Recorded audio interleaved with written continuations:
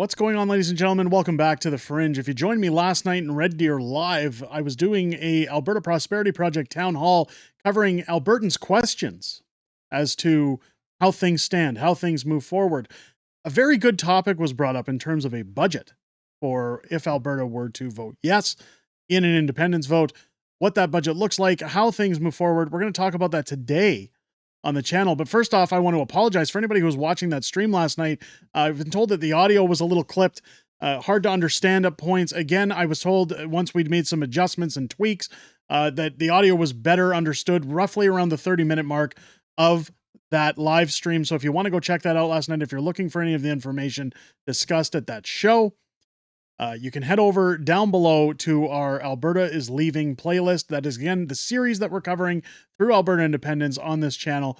So you can head down there and watch it. Usually around the 30-minute mark, I've been told, is where the audio kind of fixes itself. After a successful town hall in Red Deer, I want to bring in members of the APP now, as well as some who weren't there last night, to discuss exactly what the path forward is for Alberta, exactly where we're headed, because some good points were brought up last night. I think that this is beneficial for anybody who's sitting on the fence, anybody who has a question right now in Alberta as to where do we go moving forward, how do we move forward, and what does the future look like for Alberta. It's my genuine pleasure to bring in Jeffrey Rath, Mitch Sylvester, as well as Tanya Clemens from the ABP. Guys, welcome to the show. Great to have you here. Thanks for joining me today.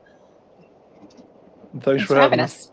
Yeah, thanks for having us on. Now, I want to get into a few. Absolutely. Sorry, there's a bit of a delay. I apologize. Jeff, we've been following your information drops on Twitter, on X. Again, I know you've drafted certain documents with Keith Wilson. Keith's done a fantastic job. Good friend of the channel, by the way. So I'm really happy to see what Keith's doing and his involvement with APP as well. So shout out to Keith. But last night you talked about how the financial end looks for Alberta, and that we may see a document in the upcoming weeks as to how the picture supposedly gets painted for Alberta's exit and how Alberta would handle its finances when it comes to healthcare, schools, infrastructure, etc. Could you maybe elaborate on what we can expect in the upcoming weeks? Sure. You can actually see the document right now. There it is. we're on the about the fourth or fifth draft. We've been working on it for a couple weeks, and it's probably now about over 50 pages. But basically, looking at how well off Alberta is going to be the minute we cut ties with Canada and have no more taxes paid by Albertans going to Ottawa. The document that we prepared on the basis of publicly available sources indicates that Alberta, upon independence, will have a $30 to $50 billion fiscal capacity surplus the minute we leave Canada. And the good news for that, and this document that we prepared, fully costs in the cost of an Alberta military, $1.5 billion startup for a training cadre and equipment, 3% of GDP thereafter, moving forward, constitutionalized resource revenue sharing with Alberta's Indigenous people, tripling the revenue that they currently receive from Ottawa for the purposes of putting it into community endowments, for education, health, economic development, etc. So they're no longer, like Alberta does, have to go to Ottawa with a begging bowl, anytime that we need money to advance our interests out of our money, right? So, we're very excited about the document. It posits, on the basis of a $30 to $50 billion fiscal surplus, a 31 to 55% immediate tax cut for Albertans across the board on all of. So for most people, that's going to translate into an increase in their family's take-home pay between $20 to $60,000 a year, depending on the tax bracket you've got and whether you're a single income family or a dual income family. It's going to drastically increase the prosperity of all Albertans, and we're positing 5 years out with increased access to pipelines and tidewaters through agreements with the United States, and having the additional leverage to negotiate these pipelines with Canada, that within 3 to 5 years, Alberta's GDP could double, and Alberta could find itself in the enviable position of Monaco or Dubai, or any of these other jurisdictions where you don't have to charge any income tax whatsoever because of the economic prosperity and the wealth being generated by the Commonwealth of Alberta. So we're really excited about it. Obviously, when something's 50 pages long, they grow into a bit of a monster, and we want to make sure that all the T's are dotted and the I's are crossed, and we want to make sure that all of the numbers, line up across a document, which unfortunately isn't in the form of an Excel spreadsheet, but we're doing spreadsheets to back it up. We're working on all of that, and we're hoping to have it released publicly and online, as soon as possible. But right now, it's very much a live document, and all of the all of the numbers that we're generating are staggering in terms of the wealth and prosperity that will immediately accrue to Alberta the minute we just say bye-bye to Mark Carney in Canada and the rest of the idiots that have been trying to keep a boot on our necks for decades. Okay. And that's one of the things that I've always touched on is that no matter who's been in power, whether it's conservatives, liberals, over the last 4 decades, Alberta's been floating the idea of independence, at least in small fringe groups, but it's gained steam over the last 10 years with Justin Trudeau. You're starting to see more people on board with asking the question, especially after the last year when we saw no government actually working in office. What do we need them for? Why are we even paying into this system where they get to jet set around the world, enjoy their lives? Meanwhile, Albertans can't turn on their lights, they can't put food in the fridge, they can't pay their mortgages, their jobs are going out the window because of emissions caps and oil wells being shut down. A lot of people, and one of the questions that came from one of my viewers last night is, and whoever wants to take this one can handle it. With Alberta investing in purchasing the TMX pipeline to BC, if Alberta were to potentially vote yes on a referendum ballot to leave Confederation and become independent, what happens to the oil being pumped out to Vancouver? And does that pipeline all of a sudden become useless to Canada? Well, I don't know why you'd say it's useless to Canada. I mean, at the end of the day, the oil is going to continue to flow through TMX. It's all under legally binding contracts. And I guess the one thing that BC, and I was actually tickled to hear, and I'm not sure this is true yet because I haven't had a chance to verify it. But somebody told me that that the communist leader of British Columbia, Eby, has actually just announced that he's going to consider slapping tariffs or throughput tolls on American vehicles moving through British Columbia up the Alaska Highway into Alaska. And Wow. I mean, I love the idea that EB's floating the idea of throughput tariffs, because the big issue, and that's where I think we get real leverage with British Columbia if they don't want to give us any more pipelines, or if they try to mess around with the, with the pipeline capacity we have. Alberta's very proud of its status as a rat-free province. So the first big non-tariff barrier we could put in is to stop every train coming out of British Columbia in Alberta, coming into Alberta to go to Ontario, to make sure that there are no Vancouver rats on board these trains. And that could take a week or two to inspect all these trains for rats. And then while we're at it, we can put customs inspectors on board and value all the goods in all of the containers on all of these trains, and charge a throughput tariff, on goods going from British Columbia to Ontario. I mean, none of this is likely to happen. Let's be really clear. I mean, at the end of the day, you start doing eye for an eye and the whole world ends up blind, I think is the old saw. But, everybody, what it does show is that everybody's going to have to roll up their sleeves and find a way to get along and negotiate in good faith, what the forward going arrangement and relationship is going to be. And, British Columbia and Canada are going to have to do it whether they want to or not, because whether we're independent or whether we're a province, they need us as much or more than we need them, because we have alternatives. Let's not forget. I mean, this entire project has the enthusiastic support of the current U.S. administration. I don't think we're going to have any difficulty whatsoever negotiating 3 or 4 or 5 new pipelines, down through Montana, into U.S. refineries, and including, a pipeline into Montana and through Idaho and Washington out to the coast in Washington, if we have to. So Mhm. I really think that all of these things are possible, and that all of the fear mongering that all of the federalists are doing, is just laughable. I mean, again, my favorite one is like, oh yeah, if you separate from Canada, you're not going to get any more federal health transfers. And I just laugh, and it's like, yeah, but you're not going to get any more Alberta tax dollars. So I think we're not going to need the transfers. But thank you very much for coming out. A lot of it's just silly as far as I'm concerned. Right, and you know what? That's one of the things I wanted to bring up because I talk to people that are in, and you mentioned last night that you'd recently spoke with business owners in the billions in Calgary. I've spoken with a few guys who manage like hedge funds, things like that, and they're outside of Alberta. And one of the things they've brought up that, again, maybe a little bit of clarity because when I talk with people, they ask about the rules of how a yes vote would carry. When we talked, Keith Wilson putting out that look, everybody comes to the table at that point, the provinces, the federal government, First Nations leaders, and they negotiate the exit of Alberta. There's no veto.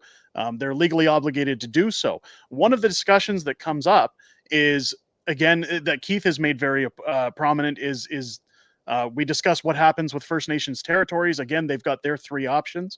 What happens with federal parks, and then also what happens with military bases.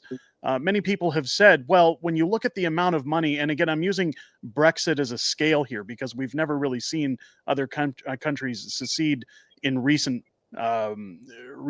history. When you look at the money that had to go out with Brexit, when you look at their economic collapse momentarily, um, what happens to Alberta once a yes vote is triggered? When it comes to our military, when it comes to our parks, how much do we have to pay out, and how much is left over? Because Well, instantly we don't have billions of dollars, right? So how would that work? Well, again, we've fully costed that into the business plan, as I'd indicated. We're looking at $1.5 billion startup cost, for an Alberta Armed Forces, and for a training cadre and initial equipment and so on. And then it's 3% of GDP thereafter, just like which is a point above NATO. And even with that fully costed into our business plan, we still have a fiscal capacity surplus of 30 to $50 billion. And Right. on the indigenous side, I have no concern whatsoever with Indigenous nations of Alberta embracing this project when they fully understand the benefits of no longer sending $15 billion a year to Quebec and having a good portion of that money provided to them through resource revenue sharing in the province of Alberta. The Mhm. business plan we've developed literally triples the annual revenue of First Nations in Alberta through resource revenue sharing that would see that money going into community endowments for education, health, economic development, and so on. And I was meeting with the chief and council yesterday and was explaining all of this to them. This is obviously the first time they'd heard it, and there's if we could do that, that's way better than whatever we have now. Our community's living in abject poverty. I said, yeah, exactly. Like 3 and 4 families to to a crappy little 1,250 square foot CMHC house. It's ridiculous the way that like if Canadians really understood the level of poverty that Indigenous people in this province lived in, they would be ashamed of themselves. And that's the Mhm. condition that Canada put those people in. Well, So, and I think I really think that we have a great path forward, and this business plan is going to fully set it out. I mean, all of the other things are really, as far as I'm concerned, just federalist fear mongering. I mean, like my other one that I thought was so funny was all the nonsense about, oh yeah, you think you can keep your Canadian passport? Well, talk to Mike Myers. I mean, Mike Myers is an American, Canadian, and UK citizen, but when he took out his American citizenship, the first sentence in the oath of allegiance and citizenship of the U.S. is that you renounce all prior citizenships and allegiance to any other foreign power. So, Mike, Mhm. notwithstanding the fact that Mike Myers has actually renounced his Canadian citizenship to become an American, he still has a Canadian passport, and he still has the nerve to come up here and tell us all to get our elbows up so we could elect a communist government in Ottawa. I mean, let's be real Absolutely. here. Right? Nobody Well, and loses their one of the nobody loses their Canadian citizenship when Alberta declares itself independent. Nobody loses the right to a Canadian passport. Nobody loses the right to their Canadian pension.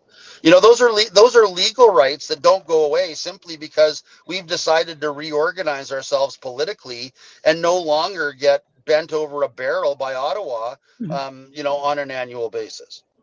Okay. So one of the things I want to squash while we're on this subject is that, again, and we see it in the comment section. I've seen it on toxic Twitter all day. People are saying, "Hey, listen, when it comes to First Nations, they're being disrespected. They're not on board. We've heard these chiefs speak, and I've tried to fan those flames by saying, look, some of those chiefs have been."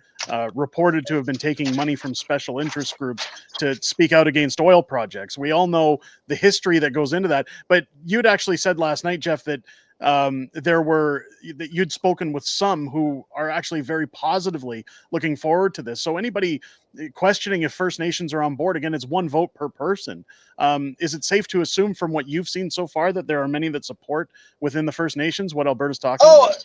no, absolutely. And I think, more and more as they understand the value proposition that they have, including the ability to actually, to negotiate their place within a living constitution, within, the new Alberta Constitution, it's an opportunity. And I just want to read something from the business plan we've developed. I mean, it's right in the notes to reader. It's like literally the second page. It says it's important to note that the section dealing with the plan for Alberta's Indigenous nations is drafted with the utmost respect for the sovereign and Indigenous peoples of Alberta.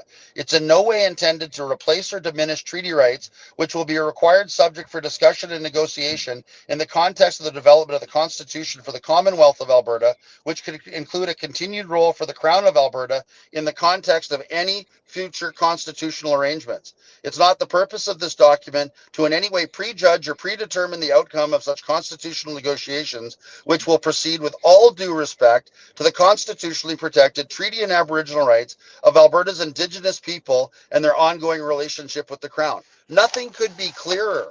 So all of this stuff where you've got Nenshi and all the lefties running around trying to stir up, stir up dissent and stir up, stir up violent protest, is completely without foundation, and they're doing it because they're desperate. They know that we're heading down a path that's going to be better for everybody. And from a revenue perspective, as we've indicated, the numbers easily support tripling the Indigenous spend in Alberta on a going forward basis that will literally lift those communities out of the abject poverty that Canada has intentionally kept them in for the last 150 years.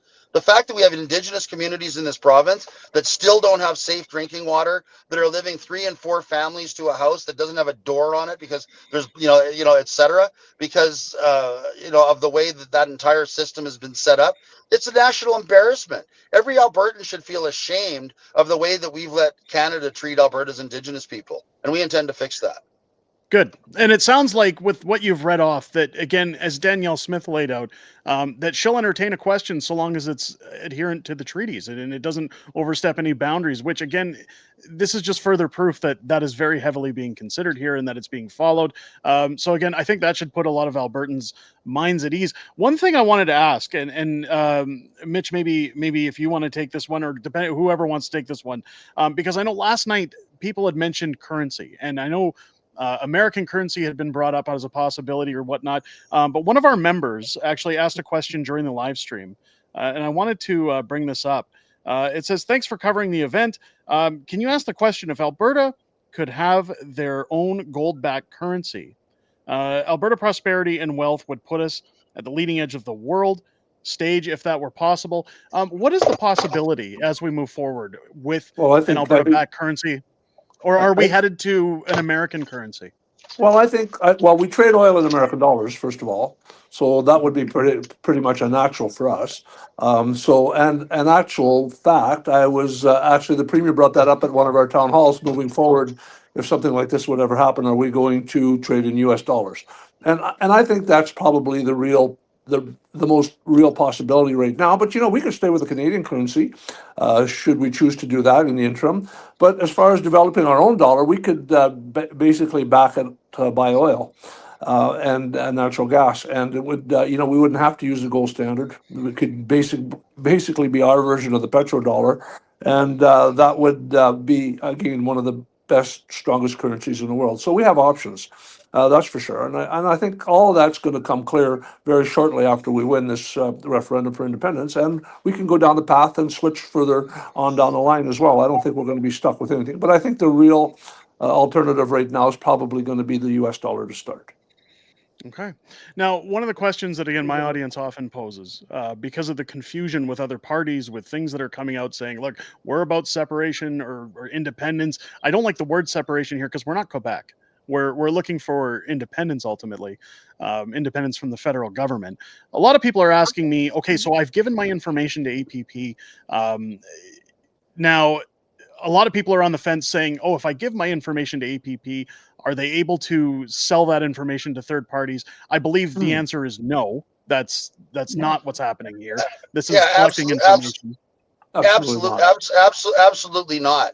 And and Mitch can speak to this in more detail, but our lists are completely protected. We're not sharing them with any political parties, any political fundraisers, et cetera, et cetera. The only reason we're gathering these names is for the purpose of the petition process. Mitch, maybe you want to speak to that further. Yeah, and nor do we have to. Like, nobody can compel us to do it.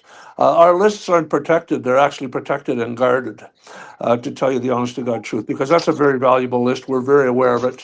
And what we're trying to accomplish is make Alberta a better place. And the last thing we want to do is sell our own people down the river.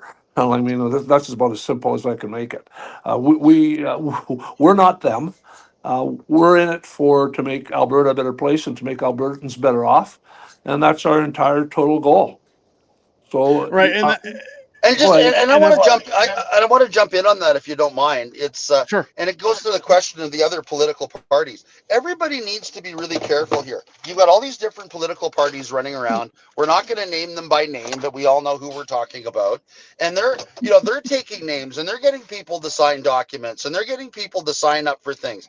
And that's they're fooling those people into thinking that this has anything to do with the referendum, because what they're doing is they're generating their own lists for their own political purposes for when they want to play Yertle the Turtle after independence, and everybody gets to fight in terms of who gets to be the king of the castle.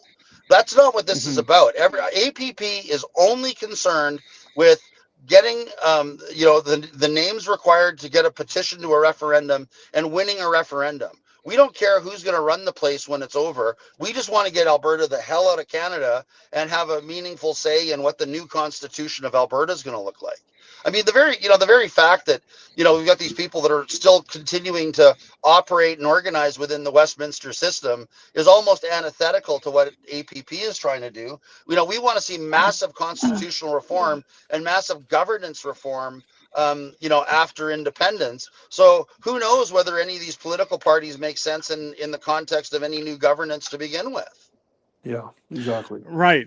So true grassroots, and that's one of the things I love about this. A lot of people are asking us now. Danielle still has to go through with her bill to lower the threshold on the vote. Many people have been asking on the channel, where can I vote? When can I vote? When can we see something?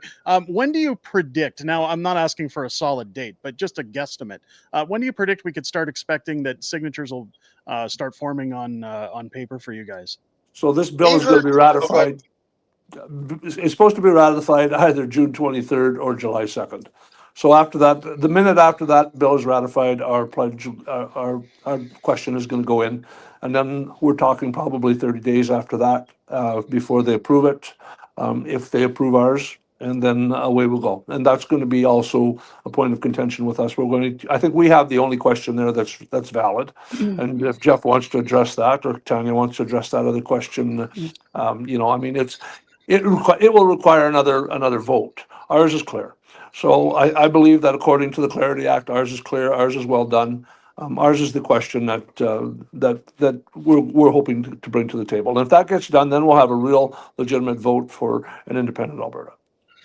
Guys, I'm gonna have to sign off for 10 or 15 minutes here, so I'll leave it to Mitch and Tanya. I just have to run in. I'm at a medical appointment. I'll be right back. Great. I'll be back in a bit. Thanks for joining, Jeff. Thank you. Thanks, Jeff. So just to clarify then, so that everybody understands. So the process would be the threshold gets lowered, and then the question is submitted, and then roughly 30 days after that is when um, the process would begin of collecting signatures. Is that correct? Right. As soon as Correct. Elections Alberta approves our question, we start collecting signatures. They have 120 Great. days to do it. Okay, great. And the best place to do that, and I want to be clear because a lot of people think that I'm being endorsed or paid by APP, which I'm not. I just have a vested interest in Alberta's independence. The best place for them to do that is albertaprosperityproject.com to register, correct? For the pledge, yes. Great. Now, Tanya, maybe you can help me out here. One of the things that was discussed last night, because a lot of people don't know that this is a nonprofit, um, there was the discussion of ad campaigns to try and get the youth vote, to try and get youth to understand what their future stake is in Alberta. Because, quite frankly, the youth can't even get a down payment for a home. They can't make ends meet. They're still living in their parents' basements, kind of like what Pierre was talking about during the election. There's no positive future for Alberta's youth. I know an ad campaign is trying to be put in place online to try and capture information going to the youth vote. And I know we discussed that there's funds being raised for said ad campaign. Where can people go to donate to APP and their investment in trying to educate Albertans? Again, you can still go to albertaprosperityproject.com and be able to donate there. We do have like a absolutely fantastic communications team now. We've onboarded a bunch of new people. Like the numbers are actually pretty staggering. Before the federal election, I believe our membership, you could correct me, Mitch, if I'm wrong, was about 40,000 members. And within 2 weeks after the federal election, we had grown to over 200,000 members. So people were motivated and willing to donate and to subscribe and wanted to be involved in it. Definitely some of those were youth, but youth is definitely one that we know that we have to target and really provide that educational component. We also onboarded over 15,000 volunteers. So for an educational volunteer group that was just trying to spread some of the word and the information out there, we had to really get organized very fast. And I think that we've done a really great job of that. Our communication team is excellent. Our social media is rolling. The numbers are going up all the time. Our viewership is going up all the time. So that's really helping with getting our youth onboarded as well. Great. And I see recent polling has suggested that it's roughly almost a 50-50 split within the province right now. But one thing I never rule out is the silent majority. We know that Alberta's got the rural vote, and there's many within Calgary City Centre, even Edmonton, despite how Edmonton votes in provincial elections, that are talking about, hey, maybe independence is the right way to move forward. Are there any areas that APP feels are a little uneducated that maybe they need to focus a little bit more on in terms of getting the messaging out? Are there plans for future town halls in major cities? Oh, absolutely. We're focusing on rural first because we know that that's our stronghold. And what we're seeing is that, the funniest thing is what we're seeing is at our events, like just the last two or three, we're seeing that only 20% of the people that are actually at our town halls have actually registered our pledge. So 80% of the people that are in there, like for example, we had 250 people in Valley View the other night, or it was Grand Prairie, it doesn't matter, but only 50 or 60 of them had already pledged, and we got 175 new pledges that night. Right. So, Well, and and that's that's one been of the happening things. everywhere we're going. So what I'm saying is that a large majority of our support has not pledged. Yeah, and that's one of the things I was trying to get through to, because a lot of my viewers last night were saying, "Hey, you know what? I didn't hear a lot of people screaming in the crowds or riled up or energized." And I said, "I think people have to take into account that when you do these events, it's not necessarily like a Pierre Poilievre rally. This is an information center for people who are on the fence or have questions as to what is my vote going towards? What information can you give me, and how do I get better educated as to what Alberta looks like post referendum?" And I think again, when you look at the turnout in Red Deer last night, which was phenomenal, by the way, very large turnout. I think again, a very small percentile may have been those who have already pledged versus those who were just seeking information. So, is there any numbers you guys are being given that show that perhaps that 50-50 split is starting to grow within Alberta? Well, all I'm seeing is what I'm seeing myself at every event that we go to is we have an absolutely massive level of support in every community. The people that we talk to, they're telling us that all the Friends support this. We're seeing this all over the place. Actually, you know what? This has been much less contentious than running around doing the Alberta Pension Plan. The Alberta Pension Plan was much more contentious than this. I think people have come to the realization that something needs to change here because something is very, very wrong. And I think, and you're seeing a lot of respect in those events because, and we've been seeing that all the way across the board because people are actually wanting to listen. Because this is going to be the most important political decision they will ever make. Absolutely, without question. They will never have an opportunity probably to do it again. So understand that it would be actually critical for everybody to get informed. And we believe our message is very clear. It's going to be a very clear advantage to Albertans to become independent.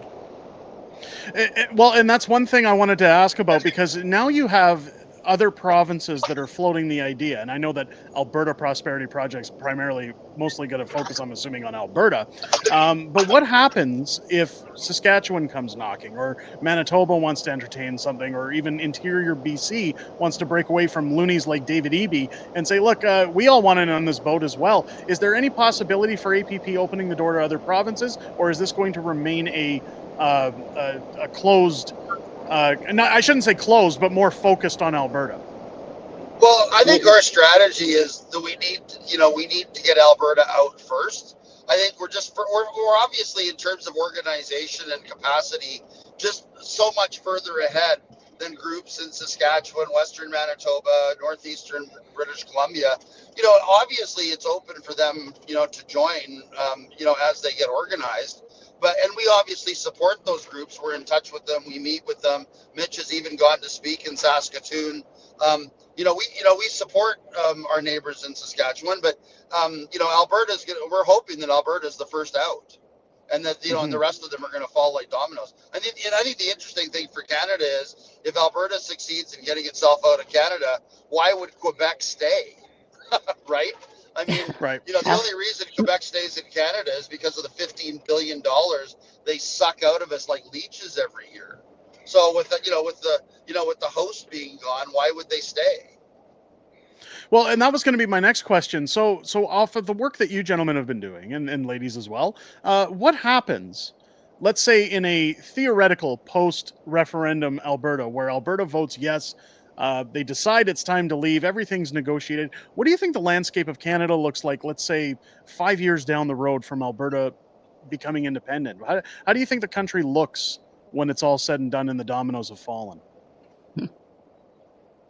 Well, I personally think 5 years out. I mean, I've always said that Carney's going to be the last prime minister of Canada as we know it, right? He says that he's a transformational prime minister. Well, yeah, he's going to transform Canada into a bunch of independent countries because we don't want to be ruled by a communist dictator in Ottawa. Mm-hmm. So, Alberta's going to go. I would bet that Quebec goes next, followed closely by Saskatchewan.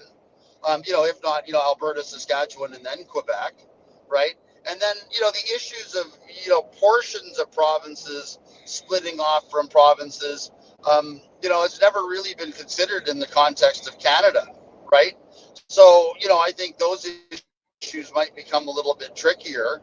Why would British Columbia want to remain in Canada, if it's stuck out on the left coast all by itself, right? I mean, it's, and who knows?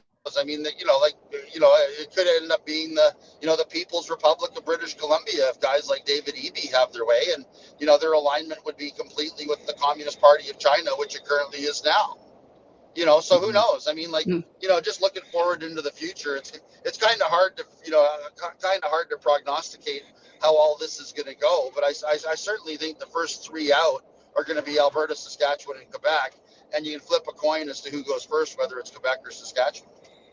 Mm-hmm. I think that people have to ask themselves too, like, if we stayed, what do the next 5 years look like? Is there any possibility that anything in our lives is going to improve or get any better? Well, obviously not. Like, the policies they're proposing is only going to hurt us more. So if we get out and everyone else stays for another 5 years, and you've lost the engine that's driving the Canadian economy, you need to start working on getting out too. Well, and I think that's been my push this entire time, is that when you talk about Alberta independence, when you push the idea of Alberta independence, a lot of people are bound to a flag. A lot of people are bound to the old idea of what Canada used to be. And what I constantly try to push through to people is, well, that was then. And the question is now is, um, do you love your flag more? Or do you love your family more? Now, that's not to say Yeah. don't be patriotic, but when you look at the idea of what a new flag could represent, what new options could represent for Albertans, when you talk about prosperity, when you look at our current economic situation and the plans being put forward by a corrupt liberal government that doesn't seem to change. In fact, we're not even in control of who runs the country. Our vote has no say. How do you Yeah. not decide at one point that, well, it can't get any worse than it is, so why don't we make it better? I think that's where most of us should be standing, and hopefully the information can get out there to push. One of the things my viewers constantly say is, "Look, I'm if you guys separate, or claim independence, I'm moving out to Alberta." I keep telling them, move now, and Mhm. vote with Help us. us. Vote. Yeah, these are tradespeople. These are people who have their livelihoods in places like Ontario. They're sick of people mooching off the welfare system. I keep telling them, just get out here. Get out here and be a part of that energy. Be a part of the movement, with this grassroots movement, to push Alberta forward. And hopefully that Alberta can be, like Jeff was talking about, the catalyst to be the first domino to say, hey, you know what? We've had enough. We're going. And other provinces maybe wake up and start saying, why are we staying too? This is getting a little out of hand and a little out of control. So hopefully good things come for Alberta. I know it looks like we might have lost Jeff and Mitch. I want to. I'll wrap it up at that point. Oh, there's Jeff's coming back in. So I'll wrap it up. But I want to thank you guys for coming out today, Jeff. Hopefully we can see that document once it's available. We'll be following close on social media. Again, hopefully we can get you guys back on the channel during a live stream to answer viewer questions. Again, provide a little bit of clarity. And again, we'll be covering all APP stuff moving forward. And again, folks, if you want to contribute, if you want to help, head over to albertaprosperityproject.com. Chip in a little. It helps with their campaigns to get things moving. Is that tax deductible? Some people might ask me that. Is that? No, it's not. No, it's not. Oh. Okay, so it is not tax deductible, but please feel free to reach in, give a hand. If you're in Alberta, if you haven't yet pledged, as we've discussed in this interview, no information is being sold to other parties. Make sure it's very carefully guarded. Go over, give your info, get on that ballot. You want to get your signatures in. We need those numbers more than ever. And I want to focus on what was said last night, that if everybody in that list so far were to tell two people that now's the time to get on board, if they were to convince two people that independence is the best outlook for Alberta, we would easily meet the threshold in a vote. So hopefully on this channel, many people can follow that threshold. Talk to your friends, talk to your family, get people educated. Jeff, Mitch, Tanya, thank you so much for giving us so much of your very valuable time this morning. And we look forward to seeing you guys again in the future. Hey, just one Oh, last thought. thank you. One last thought, if you don't mind. You know, we were Yep. talking about the Canadian flag. One thing I'd like to see is the Oilers are coming up to their next home games. Anybody supporting Alberta independence, don't be waving a Canadian flag in that arena. Wave an Alberta flag. There you go. Show Absolutely. show your Alberta pride for your Oilers. There you go. Absolutely. Well, there you go. Not only that, folks, keep in mind, and again, a little shilling on my part, our Alberta flag, torn Alberta shirt flags, are in the store right now, with all proceeds going towards our veterans, to help our veterans. Go pick those up. Show your love for Alberta. Head over to our shop, hit the button down below. With that said, again, Jeff, Mitch, and Tanya, thank you for joining me today. We'll hope to talk to you again in the future, and good luck and best wishes moving forward with prosperity for Alberta. Yes, thank you so much for all your support and helping spread the message and the info. My pleasure. Thank you. We'll chat Yeah, again thank you soon. very much. This was great. Thanks a lot. No problem, Jeff. Thanks for joining us.